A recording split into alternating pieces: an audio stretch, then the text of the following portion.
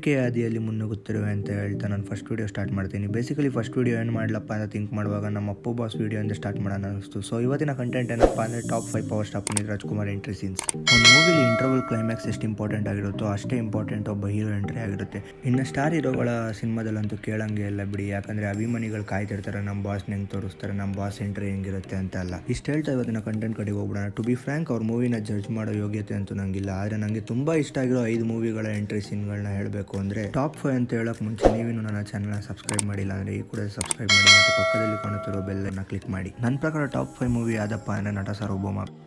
ಬಿಗಿನಿಂಗಲ್ಲಿ ಒಂದು fake attack, ಅದನ್ನ ನೋಡೋ ನಮ್ಮ ಹೀರೋ ಕೈಯಲ್ಲಿರೋ ತಾಯ್ತನ ತೋರಿಸಿ ಆಮೇಲೆ ನಮ್ಮ ಬಾಸ್ ಫೇಸ್ನ ತೋರಿಸ್ತಾರೆ. ಥಿಯೇಟರಲ್ಲಂತೂ ಈ ಸೀನ್ನ ನೋಡಿದವ್ರಿಗಂತೂ ಹಬ್ಬ ಗುರು. ಅದರಲ್ಲೂ ತಮನ್ ಅವರ ಬ್ಯಾಕ್ಗ್ರೌಂಡ್ ಸ್ಕೋರ್ ಅಂತೂ ಚಿಂದಿ ಗುರು.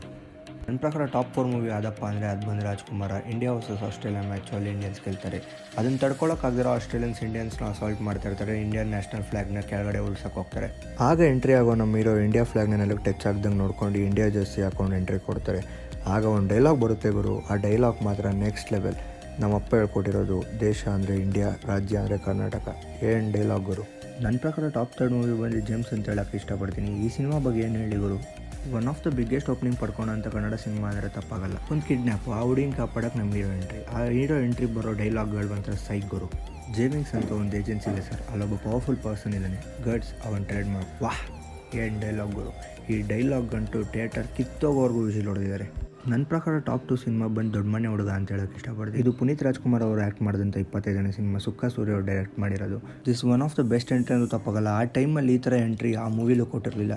ಒಬ್ಬ ಹೀರೋ ಮೇಲೆ ಹೋಲಿ ಹಡ್ಚಿ ಆ ವೇಲ್ ತೆಗೆದ ತಕ್ಷಣ ಹೋಲಿ ಎಲ್ಲ ಸ್ಪ್ರೆಡ್ ಆಗಿ ಒಂದು ಲೈಟಾಗಿ ಟಪಾಂಗುಚ್ಚಿ ಡ್ಯಾನ್ಸ್ ಆಡ್ಕೊಂಡು ಆ ಫೈಟ್ ಬರೋ ಸೀನ್ ಮಾತ್ರ ಸೈಕು. ನನಗಂತೂ ಈ ಮೂವಿ ನೋಡಿದಾಗ ಏನು ಎಂಟ್ರಿ ಗುರು ಅನಿಸಿತ್ತು. ಇನ್ನು ಟಾಪ್ 1 ಮೂವಿ ಬಗ್ಗೆ ಹೇಳಬೇಕು ಅನ್ನೋ ನನ್ನ ಪ್ರಕಾರ ಬಂದು ಯುವರತ್ನ ಗುರು. ಪುನೀತ್ ರಾಜ್ಕುಮಾರ್ ಮತ್ತು ಸಂತೋಷ್ ಆನಂದರಾಮ್ರವರ ಕಾಂಬಿನೇಷನ್ ಬಂದಂಥ 2ನೇ ಸಿನಿಮಾ. ಹೋಪ್ಸ್ ತುಂಬ ಜಾಸ್ತಿನೇ ಇತ್ತು ಈ ಮೂವಿ ಬಗ್ಗೆ. ಮೂವಿ ಸ್ಟಾರ್ಟ್ ಆಗಿ 10 ನಿಮಿಷ ಆದರೂ ನಮ್ಮ ಬಾಸ್ ಎಂಟ್ರಿ ಬರಲಿಲ್ಲ. ಧನಂಜಯ್ ಅವ್ರ ಎಂಟ್ರಿ ಬಂತು, ಎಲ್ಲರ ಎಂಟ್ರಿ ಬಂದು ನಮ್ಮ ಬಾಸ್ ಎಂಟ್ರಿ ಬರಲಿಲ್ಲ ಅಂತ ಕಾಯ್ತಾ ಇದ್ದೆ. ಆಗ ಬಂತು ನೋಡಿ ನಮ್ಮ ಬಾಸ್ ಎಂಟ್ರಿ.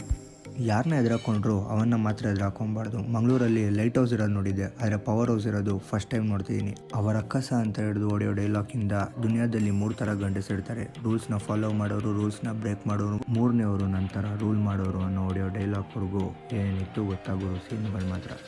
ಇದಿಷ್ಟು ಇವತ್ತಿನ ವೀಡಿಯೋ ಆಗಿತ್ತು ಫ್ರೆಂಡ್ಸ್. ನಿಮ್ಗೇನಾದ್ರು ಈ ವಿಡಿಯೋ ಇಷ್ಟ ಆಗಿದೆ ಲೈಕ್ ಮಾಡಿ, ಶೇರ್ ಮಾಡಿ, ಸಬ್ಸ್ಕ್ರೈಬ್ ಮಾಡಿ. ಮತ್ತು ನಾನು ಆಗಲೇ ಹೇಳ್ದಂಗೆ ಇದು ನನ್ನ ಫೇವ್ರೇಟ್ ಎಂಟ್ರಿ ಸೀನ್ ಆಗಿತ್ತು. ನಿಮಗೆ ಬೇರೆ ಮೂವಿ ಎಂಟ್ರಿ ಸೀನ್ ಇಷ್ಟ ಆಗಿದ್ದರೆ ಕಾಮೆಂಟ್ ಸೆಕ್ಷನಲ್ಲಿ ತಿಳಿಸಿ.